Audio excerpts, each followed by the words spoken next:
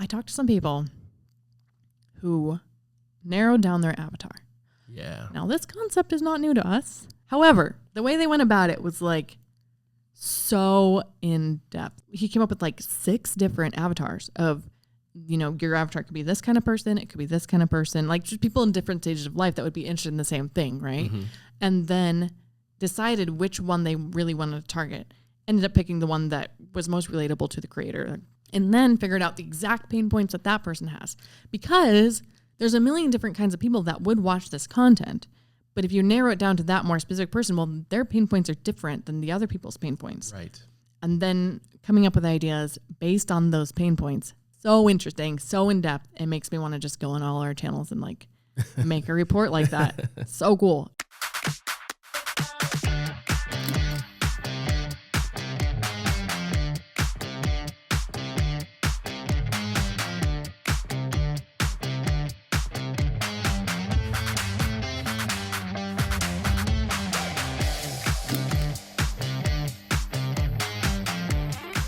Welcome back to the Creator Files podcast.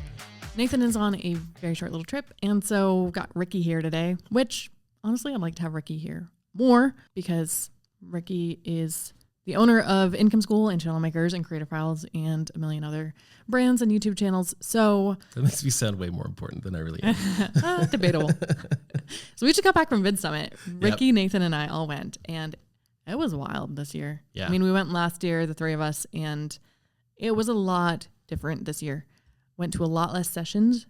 Yeah. We were busy with a lot of gatherings that we were invited to, dinners and parties and things like that. And we just did a ton of networking. Right. And kind of skipped most of the sessions because you can watch the sessions afterwards. They're pre-recorded, although we did go to some sessions. And so we want to talk about kind of the experience and our takeaways that hopefully we can give you guys the cliff notes as if you went to VidSummit, and it won't be nearly as beneficial, but it'll be something. And it's $1,000 less money and an hour of your time. So yeah, $1,000 if you live next door. Right. And don't have to travel there. The ticket is $1,000 to VidSummit. What were your biggest takeaways?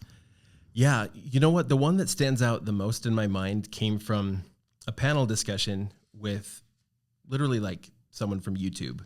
Not just someone from YouTube. Todd's like, I can't remember exactly what he does, but he's like one of the people in charge of how the algorithm works and stuff. Like he knows how it works. And then Aaron, it's a French last name, Debevoise or something like that. Debevoise. He's the CEO of Spotter. And then I feel bad because I don't remember the name of who else was on there, but she was another content creator, really successful. And they were talking a lot about YouTube analytics and YouTube, the algorithm, how it works, and trends that we're seeing. And one of my biggest takeaways there was that obviously we know shorts are really popular right now, but the other thing that's getting really popular is longer videos, more than 20 minutes. But it was interesting to see because they look at more analytics, like where people are watching these, right? And the longer videos are being watched more on, they're calling it connected TV. So you watch it on the actual television screen. And they shared the statistic that YouTube just passed Netflix in watch time, like monthly watch time on television. Not just monthly watch time, on television. Right. If you counted all the watch time on YouTube, it would be way more. Yeah. It's crazy because you think about Netflix and it's not just long form. Like long form on YouTube is 20 minutes. Long form on Netflix, you might watch. Hours. Right. Yeah. Maybe you watch 3 hours of movies or the entire Star Wars series or a series that you spend all weekend watching. So correct. We've never done that, but I've heard that people do sometimes. So it's just that much more impressive that, you know, YouTube would be passing up Netflix. It's on crazy. The television. And I think that's a really important point because they say like 20 plus minutes, but that doesn't mean make 20-minute videos. What that means is there's really long form content, more like television and movies. But on YouTube, most of it's not the quality of television and movies, right? Yeah. But it's what people are liking. And one of the things that I guess they're trying to understand what's going on in people's brains. Like, why are we doing this? Like, it seems opposite. I want 10-second videos and I want hour-long videos. The conclusion there's a commonality we figured out. Yeah. Is like, oh man, it makes so much sense to me. And it's decision fatigue. When we're on social media, especially, when you're perusing social media, we're not used to having to make decisions other than, do I keep looking at what I'm looking at or do I swipe to the next thing? I don't have to decide what video to watch next. And with shorts, that's how it works, right? If a short starts, I don't really like it, well, I just swipe. And there's no cost to me in that decision. Like, it's not hard. Yeah. When I have these medium length normal videos, which I think is still kind of the main meat of YouTube. I don't think that, like, nobody's watching those. Obviously, people are getting millions and millions of views on kind of this mid-length, not shorts, but under 20 minutes videos. Yeah. I think they're still getting a ton of the views, but it's just that we're seeing the long stuff get more watch time. And again, it's because you set it on the TV in many cases, or I do this, like I'll have it on my phone. I have an earbud in, and then I'm making dinner. Yeah. And I'm not actively watching everything, but it's going on kind of like an audiobook or music or something else. And the person who made that video is getting tons of watch time. And so it's really helping blow up channels to the point where people are inventing tons of strategies about creating this long form content. Yeah. So one way to do that is playlists. So that you decide what watch next is versus YouTube deciding what their watch next is, which of course there's a little bit of control you have over watch next, but if you want the video you want to automatically play after, then playlists are the way to do that. And I think be strategic about the playlists, right? Yeah. I think like this, I'm guilty of this. You create all your playlists, you make a video and you're just like, oh, I'll put it in that playlist because it's kind of like if it's in that category. But I haven't put any thought into the order of the videos in that playlist. I haven't gone through the playlist to maybe remove some of my older, outdated content. And so I get playlists that are like 70 videos long, and a lot of it is not even maybe up-to-date advice. Like taking some time to kind of cull your playlist and make them like strategic so that they're in an order that logically makes sense. That's one way to take some of the decision fatigue out of your mid-length content. Yeah. Almost like a series. That's what I want to binge. Yes. Okay, what else? Goodness, so many good things at VidSummit, and it's really hard to. Gosh, that's one that stood out a lot to me. I've got my little notebook here. Yeah, you look at that. I will think about what stood out to me. So Hope Scope, she was. I mean, she's largely like lifestyle entertainment. She did leggings, and then she did some pivoting. And something she said that I feel like all YouTubers really need to hear is don't make the video that you want to make and try to figure out how to get your audience to watch it. Make the video that your audience would want. Yeah. Which is a very big difference. And it's interesting because for business in general, I feel like for years, the advice was always just like niche down, niche down, niche down further. I mean, and when we did a lot of blogging, that was pretty helpful. With YouTube, it's not that cut and dry. Like we've talked to people and saw sessions where they're like, oh, I realized I needed to niche up. And then others where they realized they needed to niche down. So there is no one correct answer. Right. And that's probably surprising to a lot of people. If you ever scroll YouTube strategy on YouTube, and we have a YouTube strategy channel, and you will see there's so many videos that say like, whether they reveal it in the title or not, the message of the video is you got to niche down or you shouldn't be niching down. Right. And there are arguments made for both, and it really depends on your channel. Right. And it would probably take an entire podcast episode or channel makers video to talk about how you figure that out. Right. But I think an important takeaway is just don't assume that there is one right answer. And because somebody said niche down, or, niche down in general, if they're not talking about your channel, if you're not getting advice from an expert on your channel or have done the research yourself, you can't really know for sure whether you should niche up or niche down without doing a bunch of research. So that's interesting to me. I think that is pretty fascinating. I really liked her talk. To the point that you're making there, for years, her content was basically all leggings. Yeah. And then she made a video where she's like, I'm getting rid of all my leggings. And she said, I think she said after that video, she's like, I don't think I've made a leggings video since. Yeah. She didn't want to anymore. Yeah. And she did gradually do that. And she showed some interesting charts where she would show just kind of squares on a screen representing her 8 videos a month old style or whatever. videos, new style videos. Yeah. And there were different colors. Like the old style would be pink or whatever, and the new style were green. Yep. And you could see each month at first she would have like, mostly old style. And then the Right. next month it was, closer to maybe 60% old style and then half and half. And then it would keep going till like 1 month she has one old style video. And then she's like, okay, I'm done. I've transitioned the audience, which transitioning an audience on YouTube is so hard. Not really recommended.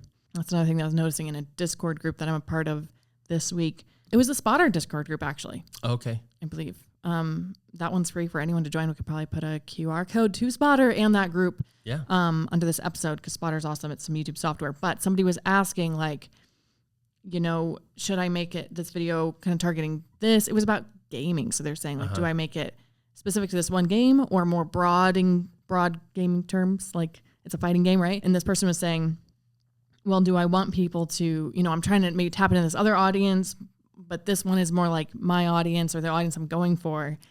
And the advice that the Spotter team member gave them was, it's rough to transition an audience. So probably target it towards the audience you want, and YouTube will figure that out rather than, trying to poach this other audience that isn't exactly right and then somehow convert them to liking you and your content. If you do need to pivot, which happens, then Hope Scope's method of very gradually doing that is pretty smart. Yeah. And that's, in Project 24, we teach 2 different methods, and there are different reasons. Because sometimes you need to do obvious, like, I'm pivoting this and I'm going to tell my audience from now on, the videos are this. Yeah. It's very sudden. And that's like, if it's going to be a huge change, like it'll be drastic, you're going to lose viewers. So like, let's just state it. And then the people that want to come along for the new ride, they will. And then you just have to understand what to expect going forward. In her case, the pivot was able to be gradual because it was really like a huge majority of her audience would probably come along for it. Yes. Because she learned that people weren't just there to learn about leggings. I think that was one of the key questions that she was asked that she really thought through was like, why do people watch my videos? It's like, oh, well, to learn about leggings. Why else do people watch your videos? And once she realized that, it was like, oh, well, I can accomplish that same thing and cater to that same audience, but with other topics. And so she starts sprinkling in those new topics, and eventually the leggings are gone, literally. Yeah, that's a very good distinction because if the topics are too different or the audience that would be interested in the topics is too different, then sometimes you need to do a cut and dry pivot or start a new channel. Like Kimberly, last year, she did a talk about, she did, over the years, she had done pop sockets. She'd done just reviewing stuff around the house. And then she's like, I'm a lawyer and I'm into true crime. Yeah. So she took this big channel she had and she's like, hey, guess what, everybody? This is now a true crime channel. It sets up this whole, her set is awesome. And it's just like this whole ambiance of true crime, It just totally has the feeling. And most people were like, no, this isn't why I watch you. Yeah. In that case, it's like, don't sprinkle that in. No, this is a different channel now, but I'm not starting a new channel because some of you will probably want to come with me. And starting from scratch is that whole uphill thing. So it's like, might as well start with the audience I have, even if it's only a fraction of my old audience. But some things we've seen on our channel this last year and some of the stuff Nathan's been talking about, I'm thinking, maybe we should have started a new channel. I don't know. I know. It's hard to tell if YouTube is, because the reason we're suspecting that, we'll be quick on this, is because it seems like YouTube is maybe comparing the pivoted channel against pre-pivot channel. Right. So they're saying, oh, you're, 11 months after the pivot. They're like, oh, your views are lower than they were this time. And after 12 months after we made the pivot, it suddenly started saying, oh, your views are up. Yeah. And it wasn't that the views had changed that much. No. It's because it was now comparing it to the previous 12 months. And so the old data from pre-pivot had finally kind of worked its way out. Yeah. So it's like, oh, you're doing something wrong. Your audience doesn't like this. People don't like this. Yeah. And now it sounds like, oh, yeah, you're doing real good. And we started finally getting some videos to take off. And that basically just didn't happen until we hit 12 months. Exactly. It was like very, very precise. So I don't know. Right. To be determined. Yep. But I think the general consensus is yes, if it's very different, at least make a very stated pivot on your channel. And if you're going to start a new channel, there's no reason you couldn't say to the audience of your old channel, hey, this channel is ending. Mm-hmm. I'll leave the videos up if you like them, whatever. But Go over if here. you want to see what I'm doing now, go check out my new channel. Yeah. And that can really kickstart a new channel. You don't necessarily have to go through that first like 6-month grind of going from 0 views, like whatever. You have people that know you. Yeah. Just like go tell them. So I think that's okay too. Yeah. All right. Another one. This one stuck with me. It was actually from the very first talk we went to. Kizzy Parks. She does like, you would think this is probably the most boring channel because it's about getting government contracts, like to be a government contractor. That's what her whole topic is and her whole business. And she's made a huge business out of being a government contractor and then teaching other people how to win those contracts. But one of the things that she talked about, it kind of just brought me back to the earliest days of Income School. So many opportunities for monetization and how there's so many things that you can do to help people that they want to pay for, they'd be willing to pay for, but we overthink it. And she was just like, created her first info product. I think it might have been more on the order of sell the first info product and then create it. Yeah. But like basically like in real time, like, oh, well, we could sell this. Let's go ahead and make a sales page and start making it and then make it like simple. We kept describing it as just kind of this scrappy approach to creating your info products, classes, different types of info products. If you want to have an info product that like it drips out, whatever, just use an email autoresponder, like an email drip campaign. Like, and that's how we did the earliest days in Income School. And now it's like, oh, we want to add a new course to Project 24. And it's like, okay, this is going to be like 3 months. And I'm just like, but why? Right. We have information to share. You know, we don't have to go with super low production quality because we know how to do better than that. But it doesn't have to be that complicated. And to share this, I think the same applies to everybody listening. There's probably something, even with a small audience, that you could create that other people need and want, and just don't overthink it so much. Right. People want to buy from you if they're your audience. Right. Not everybody, but there's tons of stuff. Like we've been thinking since that. Yeah. Of how much help people need that they would want to buy from us. And for some reason, we just get bogged down and busy with other things. And we're like, oh, actually, maybe we should do this. Maybe we should find another way to help people that they'll pay us for. That'd be great. Yeah. I talked to some people who narrowed down their avatar. Yeah. Now, this concept is not new to us in any way. However, the way they went about it was like so in depth. And doesn't it kind of open your mind to like, oh, okay, well, we knew about this, but I've never done it like that before. Thinking about it, yeah. Yeah. I mean, you can think, I've heard like, well, get really specific on who that person is, what kind of car they drive, whatever. But this was like 50 pages. I don't know how much was actually about narrowing down the avatar. Okay. But it was a lot. I would say probably like 5 at least, maybe 5 to 10 pages of it. Wow. Were about this is who it is. Or actually, okay, this is interesting to me too. First, he started with, and he was making this for somebody else's channel. I don't know if I should say his name or not. I won't, just in case. He came up with like 6 different avatars of, your avatar could be this kind of person. It could be this kind of person, like just people in different stages of life that would be interested in the same thing. Right. Mm-hmm. And then decided which one they really wanted to target. Ended up picking the one that was most relatable to the creator. Okay, I can relate with Makes that. sense. That's a similar age group. Yeah. And then figured out the exact pain points that person has. Because there's a million different kinds of people that would watch this content. But if you narrow it down to that more specific person, well, their pain points are different than the other people's pain points. Right. And then coming up with ideas based on those pain points. So interesting, so in depth. It makes me want to just go on all our channels and like make a report like that. So cool. And just realizing that you have to make it easy for YouTube to know who your audience is. Yes. It's not just going to figure it out.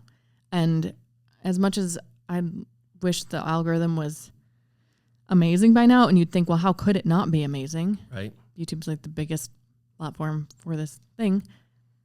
It's not. Like it doesn't figure it out. And we know this because sometimes people are doing the same thing and same thing and same thing and same thing. And then all of a sudden that type of video kind of takes off, right? Right. Because maybe they tweak a little tiny thing or YouTube figures out who their audience is. But it's not like the videos were terrible and then Right. they made them great. Yeah. And that's not always the case, but there's just so many signals that show us it takes YouTube a really long time to figure out who your audience is. And if you don't make it super clear, it won't figure it out and you won't grow. Yeah. Because it's not going to spend the time and waste the real estate on the homepage to keep trying. If you can't figure it out, it's like, we're going to show somebody else's video where we know who to show it to, and so it'll get clicked. You don't like get that luxury of them testing it forever. You have to understand your audience for that to happen. Just touching on something you were talking about earlier, like you might think, okay, yeah, but there's more than one very specific person that will watch my videos. And that is absolutely true. Yeah. But when you create your videos with that person and their pain points in mind, then you're creating them for a very consistent audience. Whereas if what you have in mind is a broader group of people with broader pain points, the videos you make, one will be geared toward this group of people and one will be geared toward that separate group of people, but they all have overlapping interests. But when all of your videos are made like with a specific person in mind, then you have consistency. I think that's one of the big reasons why that works so well. People start thinking so channel wide. So they're like, well, this person watched this video and this person watched this video. No, you have to make all the videos with one of those people in mind. Right. And I think another trap people fall into sometimes is thinking like, well, my audience is like me, which can be true. That's a great thing to do. Like Hope Scope was saying, she realized her audience was very much like her. So if she would watch it, her audience would watch it. The thing is, sometimes we're too dynamic. Like, so I like rock climbing and cake decorating. Right. Does that mean I can have a channel and be like, well, there's other people that like rock climbing and cake decorating? That is true. But I am not going to make YouTube try to figure out who those people are and figure out that that's what my channel is serving. Like, no way. You can't expect people to watch every rock climbing video you put out and every cake decorating video you put out. They're too different. And so even though there's tons of people in the world who have both of those interests, it's just obviously not something you can do, right? But I think sometimes we make that mistake in more subtle ways where things are a little closer related, but still, maybe you have too many different things or, it just makes it slower. And sometimes you can broaden it as you go if you start more narrow. True. So, I think that's a problem. Yeah, I think because if YouTube has an understanding of who your core is, and then you're starting to get a lot of views on your videos, at some point you end up with a dedicated audience that wants to watch your video pretty much no matter what, even if it's not something that they really want right now. But they're just like, but I like your videos. And so they want to hang out with you. And once you start to get those factors in place, then I think you do have a little bit more leeway. But that takes a while. It takes, you have to build a fan base, a group of people who like you and want to watch whatever you make. So don't start too broad. It's all so tricky and it requires a lot of thought and testing little things, not being too sure of yourself. Like I hate to say that. You need to be confident. You need to try things. You need to be confident enough that you will figure it out, that you don't give up, but don't be sure that you have something figured out. Like don't be sure that your audience is a certain thing too early on, or that you need to keep it broad, or that you need to niche down. Like test these things and try to even see the counter argument. Like, okay, I think that I should niche down, but what would the counter argument for that be? And play with that idea for a while and maybe test it a little bit instead of just assuming. But, anything else? Any big takeaways? I think another one for me, and this comes down to just a lot of the people that we got to talk to, YouTube creators, most of them are super awesome people. No. Like, they say like, don't meet your heroes, don't meet celebrities because they'll disappoint you. Like with YouTubers, most of the time, I think like, if you have a chance to meet them because they're probably going to be who you think they are. Yeah. The most successful ones seem to be, in many cases, they may be like super busy and not have a ton of time to talk to you, but like so many people that we met were just way more genuine than I expected and way kinder and more collaborative. Yeah. And so like if you're in a space where you're viewing other channels on your similar topic as competitors, you're in the wrong mindset. It's like there's so much room on here for all of us. If there's a topic and we're both in that same topic, like we can expand that topic. We can grow the pie, right? Yeah. By working together. And then it's not like if someone watches your videos, they can't watch mine anymore. So by collaborating now, we just share audiences and both of us grow together. Whenever people have that really like competitive mindset with YouTube, I I think it ends up being incredibly limiting. Yeah. And I was just amazed at how many people who I thought like, oh man, they're way too cool. They're way too well known, whatever. They're not going to want to hang out with me. It's like high school, right? I know. And it's like, no, you get an opportunity to start talking with them and they're just like super awesome and super kind. And then the next time you see them, they remember that they talked to you. I know. A year later, sometimes like. Or we found out some people were in Project 24 that I was surprised. Oh, I know that. Like sometimes people come up and are like, oh, I wanted to introduce myself. I'm in Project 24. It's awesome to see those people. But then I started to be talking to someone for a minute. And then I found out they're in Project 24. Like, oh, I didn't realize. That's great. Yeah. So fun to just meet people in person and yeah. Yep. Funny things from them sometimes. Oh, yeah. And see just different ways people are approaching things. Mm-hmm. You know, talk to some people who are creating some physical products that are a little outside the box, or I guess in the case I'm thinking of, it is inside of a box, literally. But it's outside the box for YouTube, right? You would think like, oh, physical products, like what, merch? Yeah. And it's like, no, this is a practical physical product that people would potentially use every day. And I'm not going to let it out of the box because the beta's coming out in October. And, I'm going to let him talk about it. But anyway, I thought that was super cool, and I think he's going to send us some so we can show it off because I think I don't know. It's like, at first I saw it and I was like, oh, that's interesting. And then the more I looked at it, I was like, oh, that's pretty cool. I don't know. Could we do something like that? Uh-huh. Yeah. Anyway, so much like inspiration from different people who are just doing some kind of off the wall things. Yeah. That's another thing that I didn't really learn at VidSummit, but because of VidSummit, realizing like, even this weekend, like excited to come to work on Monday. I love my job, but usually during the weekend, I'm not like looking forward to Monday a whole lot, if I'm honest. And I was just like so inspired. Like I cannot wait to hit the ground running with some of these new ideas and stuff. And so I was thinking like, well, what is it really about VidSummit? Because we can't go to VidSummit every other month. We were thinking like there needs to be a big, cool conference like this, like mid-year. 3 or 4 times a year, at least twice. I know, right? A year's too long. Daryl, a year is too long. There's a couple factors that I kind of identified of collaborating with other YouTubers. Mm-hmm. Okay, that's harder if you're not at VidSummit, but there's ways, and I've already been doing more of that, like in more Discord groups and messaging more people in our niche, and I think that really helps. And staying on top of that, so you can talk to people about this stuff and get excited. That can be 2 things. Like for us, that could be other YouTube strategists, but it can also just be other YouTubers because it doesn't matter what niche they're in. They like YouTube strategy. Really, people that are doing YouTube really well usually understand the analytics and the strategy pretty well too. Right. Like, and there's so much to be learned from those people. Yeah. So that's not what they're doing every day. Right. So you can collaborate with people that are in your niche, which is fun, and you should. And people that are out of your niche. Yeah. Because they do YouTube. And you also do YouTube, probably.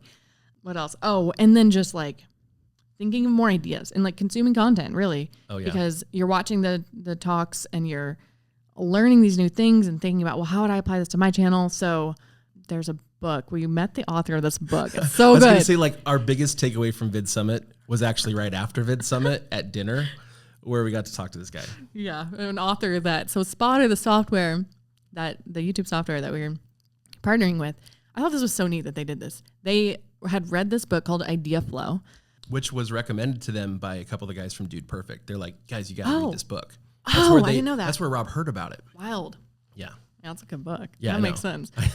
So they like hunted down one of the authors, and I don't exactly know how they're partnering with him.